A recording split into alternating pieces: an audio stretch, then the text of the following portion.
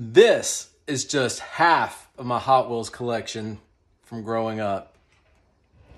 It had been lost for over 20 years in long-term storage. Recently got it out of storage, and I've been holding off really looking at them in detail so that I could kind of document what's going on with these and what my thoughts are as we go through it.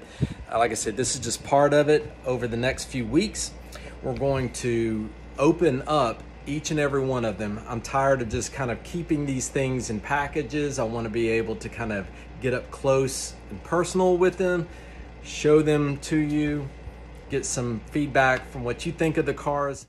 Most of these are from the 70s and the 80s. I have a few from the 90s from when I was a kid. As I got into high school and a young adult, I would still buy the Hot Wheels from time to time, but I wouldn't open them. Well, we're getting ready to change that.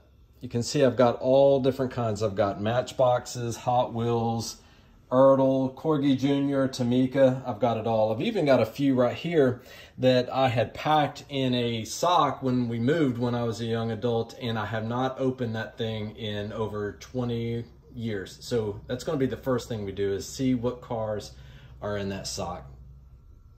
The objective of the channel is to have fun looking at the Hot Wheels and Matchboxes from over the past 45 years.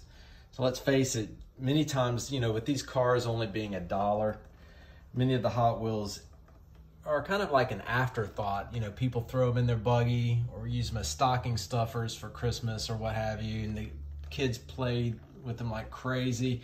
They end up in cushions or outside or in the backs of closets, and ultimately, unfortunately, they get thrown away. So really what I want to do is just kind of share all of these with you and be able to just kind of tap into some of the feelings, some of the excitement that we all had as we were young adults, young kids, and all of that when we would look at these.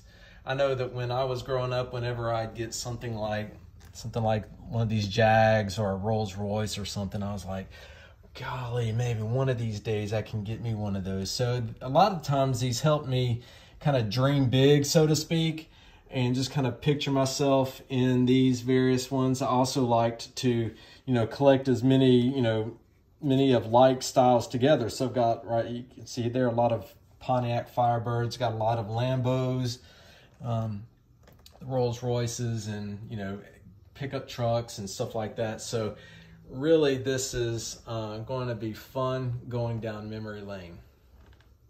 And also, since I had recently found all of my Hot Wheels from growing up, it kind of lit a fire in me again to be on the lookout for what the Hot Wheels look like and Matchboxes look like these days.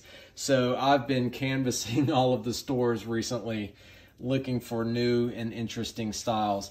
You'll notice that you could probably tell that I really don't care for like the really crazy, you know, fantasy types, you know, the exotics that you don't know what kind of car it is. I really like the ones that are true to life. I like all the different paint jobs and colors and things. You can tell down below, when I was in the early 90s and such, I went through a NASCAR racing phase. So I don't do that as much anymore, but I still have a few of those. And these are my favorite of the moment.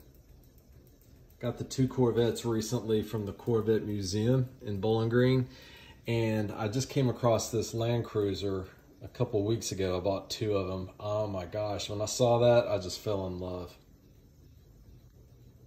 So here's the rest of the collection.